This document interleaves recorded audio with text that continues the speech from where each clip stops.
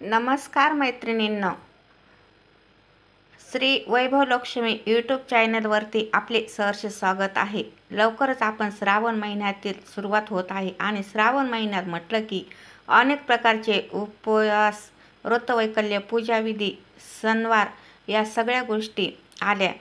तर आजच्या व्हिडिओमध्ये श्रावण महिना सुरू होण्याआधी आपण आपल्या घरामध्ये कोणत्या गोष्टी कटाक्षाने पाळायच्या आहेत, तसेच श्रावण महिन्याला सुरुवात होण्यापूर्वी कोणत्या गोष्टी आपल्याला घरामध्ये करणं गरजेचे आहे, त्याचबरोबर कोणत्या नवीन वस्तू आपल्याला घ्यायला पाहिजेत।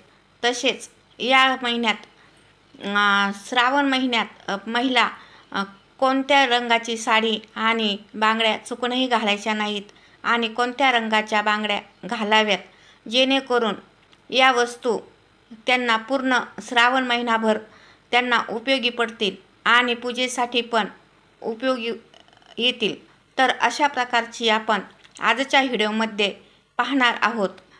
पण त्याआधी व्हिडिओमध्ये पुढे जाण्याआधी जर तुम्हाला भगवान शंकराचा आशीर्वाद हवा असेल तर व्हिडिओ संपूर्णपणे पहा, व्हिडिओला एक लाईक नक्की करा आणि चॅनलला सबस्क्राईब करा आणि कमेंट बॉक्समध्ये हर हर महादेव नक्की लिहा।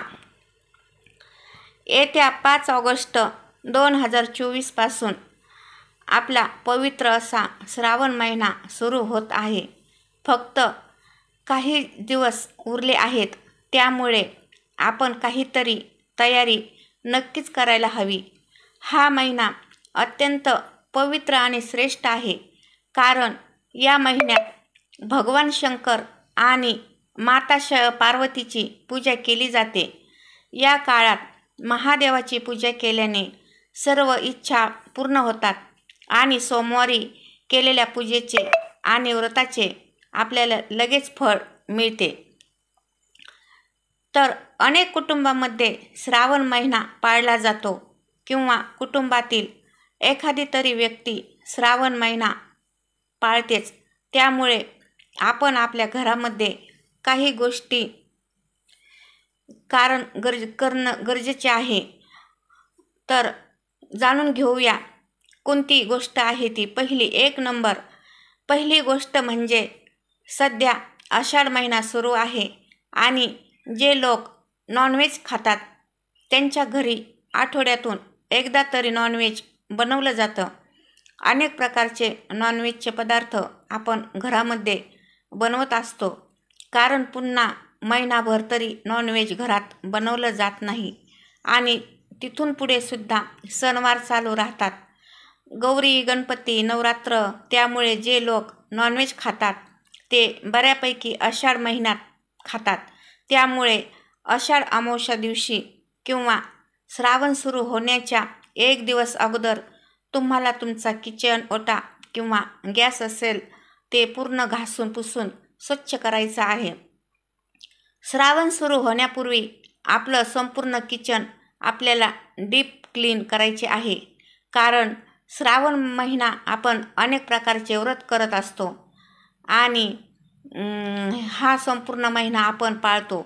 आपण नॉनव्हेज खात नाही, त्यामुळे आपल्याला आपल्या किचन सोबतच आपल्या संपूर्ण घराची साफसफाई करायची आहे। घरामध्ये कुठे जाळी जळमटे असतील किंवा ज्या काही तुटलेल्या फुटलेल्या वस्तू असतील त्या पण घराबाहेर काढायच्या आहेत, कारण पुन्हा पूर्ण वर्षभर आपल्याला अशी कामे करण्यास वेळ भेटत नाही। कारण या महिन्यामध्ये सणांची रेलचेल असते।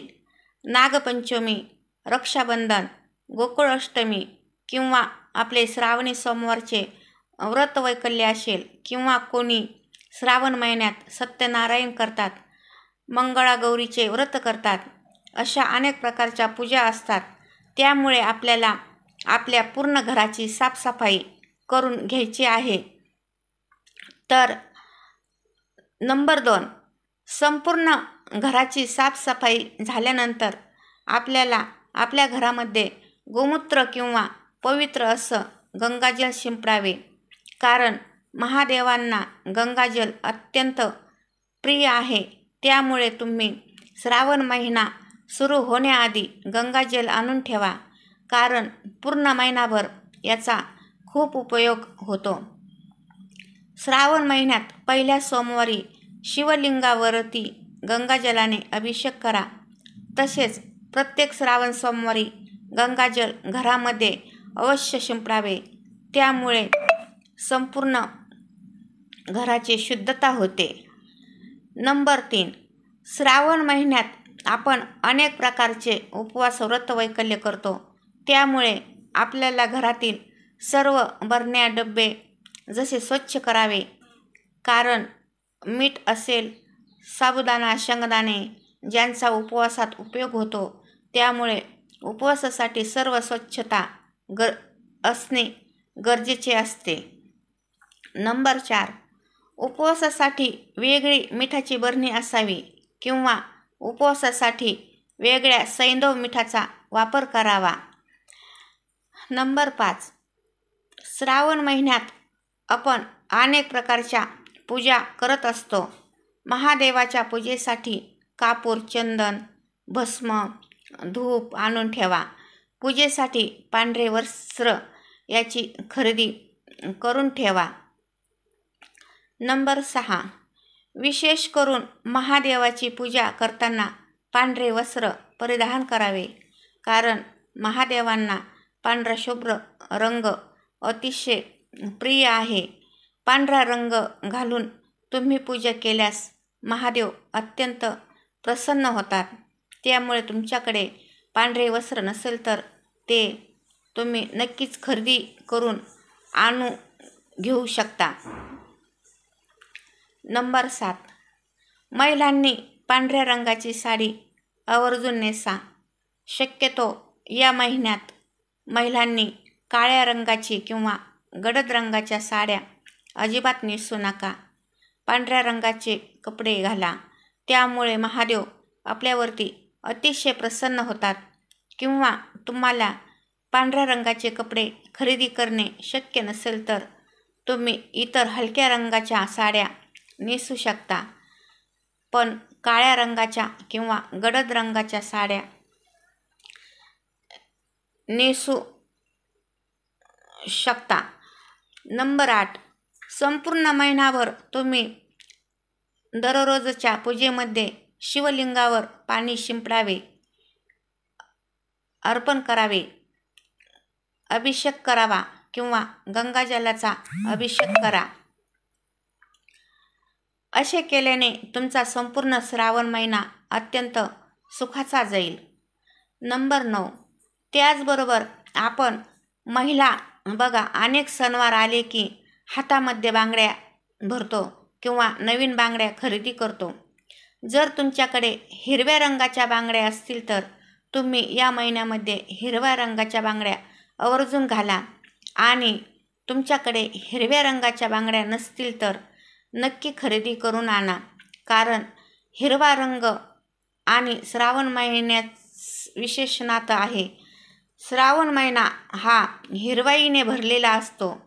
श्रावण महिना सुरू झाला की सगळीकडे हिरवाई पसरते आणि निसर्ग बहरून जातो. आणि बांगड्या हा महिलांचा शृंगाराचा एक महत्त्वाचा भाग मानला जातो.